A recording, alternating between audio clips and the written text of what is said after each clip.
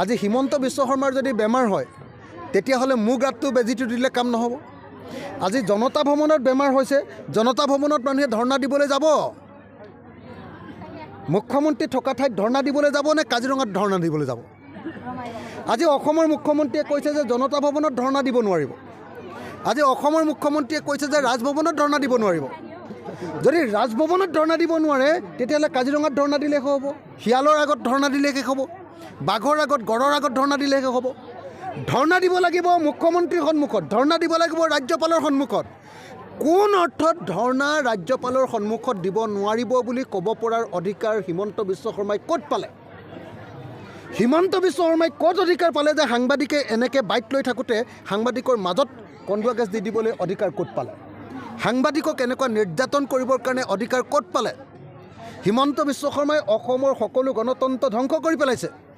কোনোবাই ফেচবুকত এক লাইন লিখিলেও জেল, কোনোবাই কবিতা এটা লিখিলেও জেল, কোনোবাই যদি কিবা এটা ঘটনা ঘটিছে লগে লগে তেওঁলোকক ধৰি লৈ যায় পুলিচে, ৰাতি এনকাউণ্টাৰ কৰি মাৰি পেলায়। অসমততো গণতন্ত্ৰ বুলি বস্তুটো একোৱেই নাই। অসম ধ্বংস কৰি পেলাইছে হিমন্ত বিশ্ব শৰ্মাই। ইয়াত HBS কোম্পানী প্ৰাইভেট লিমিটেড বনাব খুজিছে হিমন্ত বিশ্ব শৰ্মাই। সকলোবিলাক সম্পত্তি তেওঁৰ পত্নীৰ নামত কৰি অসমখন লুটি পেলাব খুলিছে হিমন্ত বিশ্ব শৰ্মাই।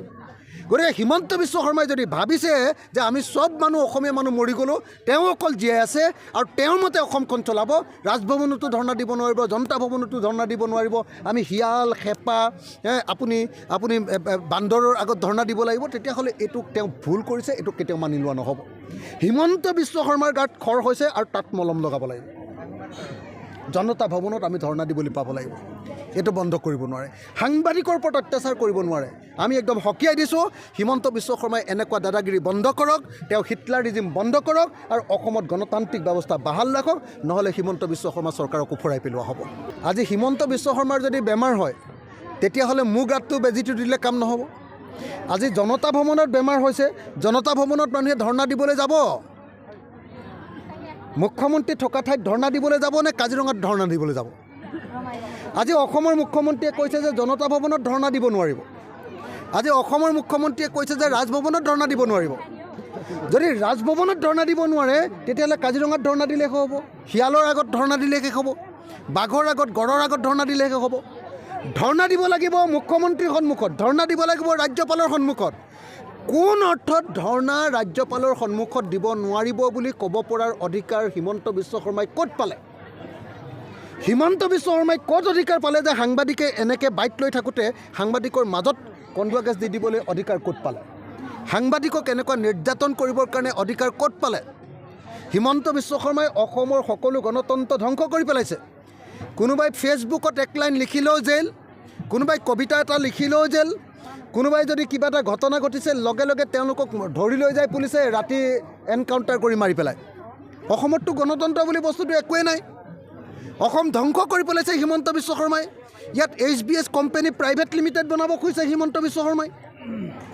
সকলোবিলাক সম্পত্তি তেওঁৰ পত্নীৰ নামত কৰি অসমখন লুটি পেলাব খুলিছে হিমন্ত বিশ্ব শৰ্মাই।